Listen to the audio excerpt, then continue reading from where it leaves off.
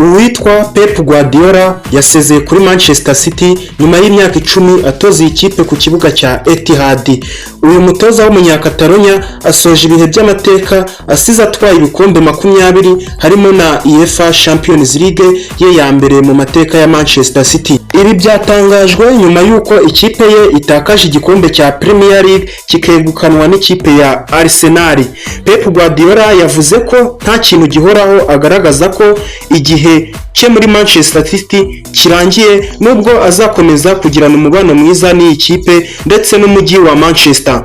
Amakuru arimo kuvugwa cyane ni uko Enzo Maresca ashobora gusimbura Pep Guardiola. Ngira ngo murabizi Enzo Maresca akaba yaravuye mu ikipe ya Chelsea. Kuva yava mu ikipe ya Chelsea nta kazi.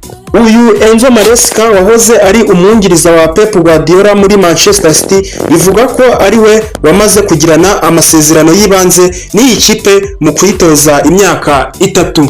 Ese wowe urabyumva ute nk'umukunzi wa Manchester City cyangwa n'umuntu ukunda Premier League? Urabona iyi Man City umwaka utaha izongera gushininga nkuko yari mezera, cyangwa urabona Enzo Maresca aje kubivanga?